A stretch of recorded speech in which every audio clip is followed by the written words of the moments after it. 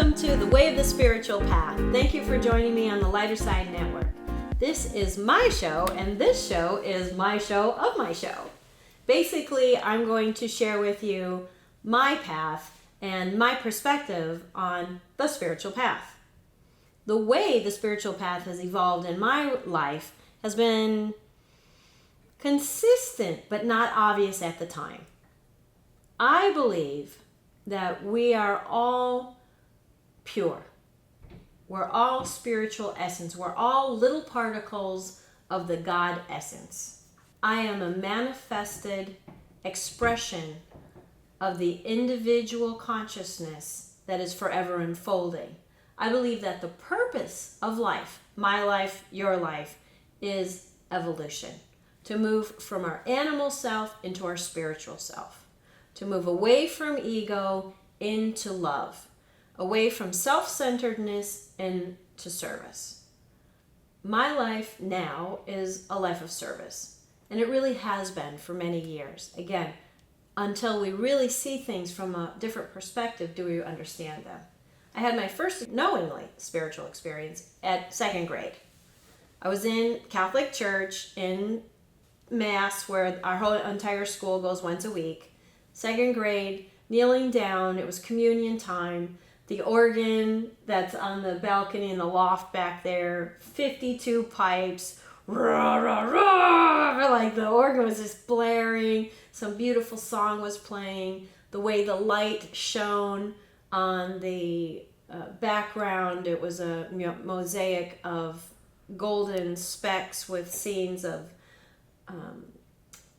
St. Joan of Arc. I went to St. Joan of Arc school. And the Jesus, thank goodness for this church, the Jesus that we had to stare at for an hour every week was not the suffering, naked guy. It was a stone statue of him actually doing blessings on the whole congregation. It was beautiful. So to stare at that as a child in my life has been inspirational because I do blessings through pranic healing, and it's not me actually doing the blessing, but I'm facilitating blessings.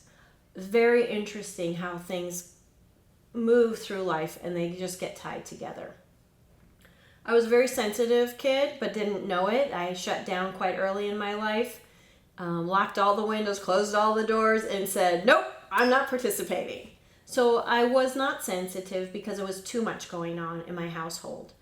I don't want to get into all of that and tell stories, but it wasn't easy. By the time I hit high school, I hated the world. Everything was dark, including my eyeliner. And I didn't like living that way. But I chose to do that because that was the only way that I could survive and still have some sense of self. So in all my 20s, I tried to undo what I was doing in my teenage years and the years previously. I landed on my spiritual paths so fast. I moved to LA. And if you ever want a playground of spiritual seeking, LA would have been the place at that time. I don't know what's going on now. I went through every kind of study, every book, every meditation class. I hit everything. I was a glutton for spiritual information, spiritual experiences. So I did that for 7 years. And then I landed in an isolated situation. That's why community is so important to me. Isolation is a death, basically, of just about everything. I was able to sustain myself with my own teachings and my own book study and so on for a couple of years, but after that, it doesn't go. It doesn't work. Community is important. If we want to have a spiritual understanding, we need to gather ourselves with like-minded people. Living in isolation, I closed down again. Was very quiet. I'm a quiet person. I know you don't think I'm a quiet person because I'm talking all the time in front of this camera, in front of this show, but people who know me most know me to be a quiet person. Talking is basically egocentric, and I try to talk on purpose for sharing, for calming, for conveying. That's why I try to talk. When I was in the isolation period, I got very quiet and very still. And because there was not many resources around me, I had to go inside for resource. And if that wasn't cleared at that time. I didn't have a lot to work with. When I got out of that isolation, I went back into a spiritual study and found the pickup of where I left off of metaphysical teaching. So in California, I studied metaphysics for 4 years, formally so. And then when I got back out of isolation, I found metaphysics, Centers for Spiritual Living, and started taking classes right away. And I took 6 years of those classes and ended up being a minister. I'm like, how did I gotta learn, what am I? But yeah, you know what? That is true, because that is what I'm doing. I'm constantly ministering myself and other people around me. I've been working with kids since I was a teenager.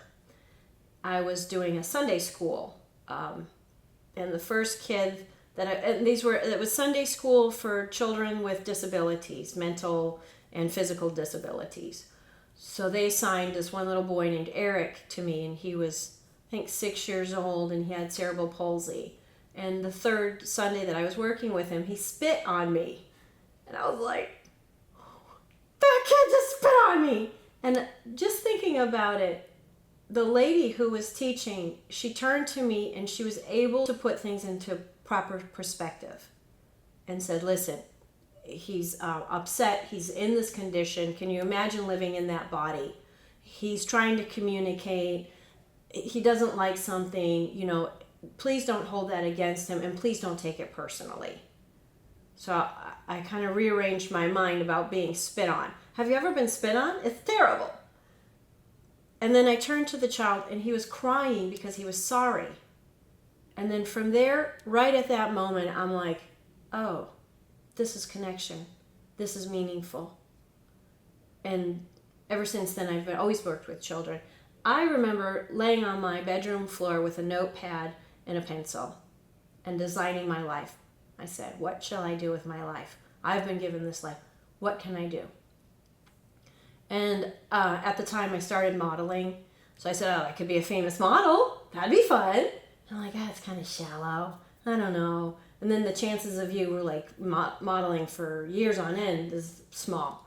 So I said, no, that's not a good route. I said, I could be a social worker. I'm like, yeah, but they don't make any money. I'm like, yeah, that's actually, well, and then so I started thinking, and should I have my own children? And I said, well, if I have my own kids, then I won't be able to serve kids. Because I've been a child advocate since I was a kid, because I said, this is not right. There should be somebody telling me the right thing, because what I'm being sold is not right. Like, there should be someone I can turn to who will guide me, for me, not for other people's agendas. Who's got my back? So I said, from now, I'm not going to forget these things that are happening. Because my father and I would argue all the time. And he would say, oh, and I'd say, you just are saying that because you forgot what it was like to be a kid. And it was kind of true, because his father died when he was 11. So my dad really had to go inside, cut out his childhood, and help kind of bring in money, and they were on survival mode and so on and so forth. And he did forget quite a bit of his childhood. So no wonder. But I promised to remember the moments and the turning points and the heartbreak and the different events in my life that I needed to remember so that I could find answers later on, because I wasn't getting them at the moment. Now I'm providing tools for the children that I teach so that they can heal and do what they need to do. And be, not even heal, but to have a proper mind to approach life. When I work with the adults, and we go into the subconscious, and I've done so many sessions under so many different aspects of life that are damaging. Even a small incident between siblings, a fight or name calling or an identity that we'll put on ourselves, and we'll carry that label, not realizing that we're carrying that label. I'm an idiot for our whole life. And how come I can't break that pay scale? How come I never get hired for the jobs I really want? Why am I choosing work that I don't even enjoy doing, but to please my parents? There's so many complicated things that happen. I believe that when we're born, we have a blank slate. And whatever happens is like paint being thrown onto the blank slate. And each paint splash is something that's affected us, something that's defined us.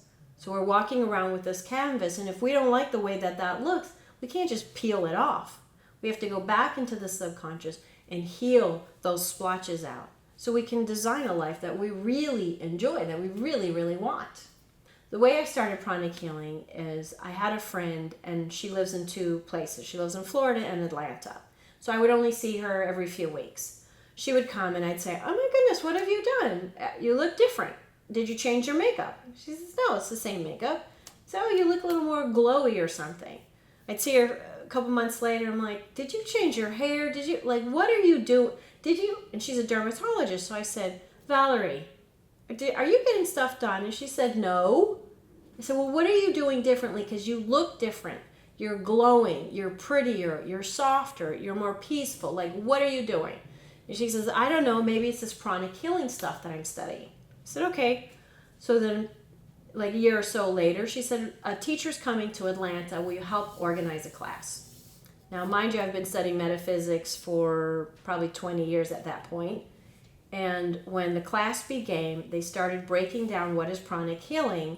It was everything I'd been studying, but now bringing it into another dimension of application. It was learning how to use the laws of energy to heal. How meaningful is that? So through pranic healing, there's self-care, which I wish all the other healers of all the different modalities would come to pranic healing first so they can understand pranic healing energy hygiene, how to take care of ourselves, how to not pick up other people's energy, how to invoke instead of use our own energy and be depleted at the end of the day.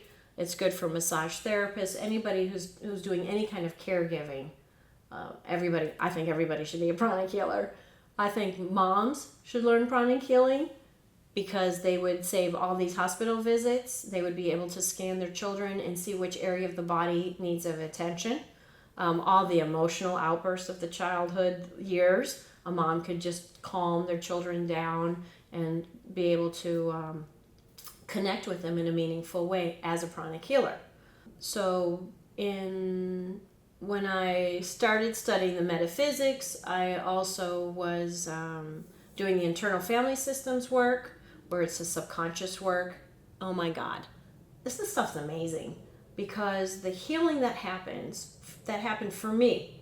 Over 1 year, we did 8 times the amount of work that is suggested. Because when I find something that I'm passionate about, I will dig in. I have a fearlessness about me.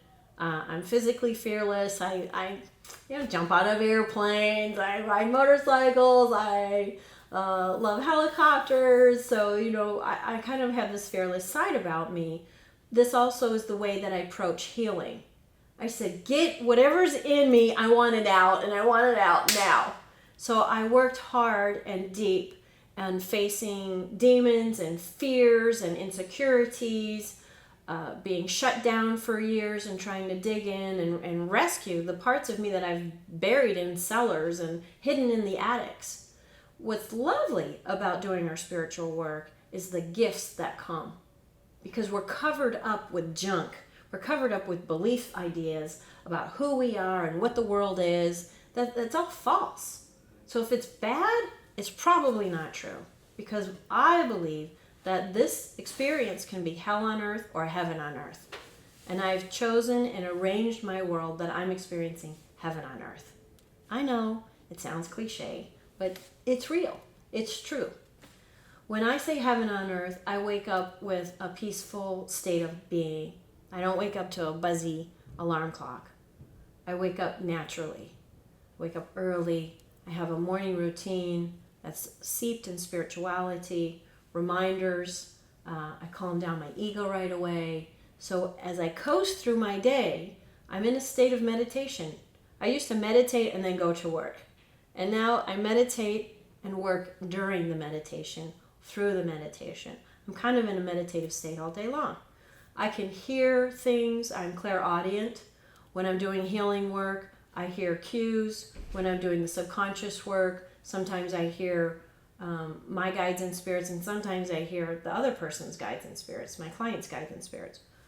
It's a magical world. I believe that we should be living the adventure that life was meant to be. I do that for myself. I create a community through the Twin Hearts meditation every Tuesday. That's available on Zoom, by the way, if you live out of state or out of Atlanta area. Community is really important to me because I've lived in isolation. So I understand the importance of community. Sometimes we understand the importance of something after it's missing. So community is vital, spiritual practice is vital, having a belief system and a structure that I've designed. I have a theory that if you ask any temple, church, mosque, a pew, a row of people, congregants, what do you believe, what have you been taught? And they might be able to say this, and that. And then if you take that individual out and say, okay, what do you really believe for yourself? It's not going to be the doctrine. It's going to be what they've experienced. It's going to be what they've come to know. It's going to believe what they've concluded in themselves. I believe that the spiritual practice, the spiritual way, our spiritual connection is highly individualized.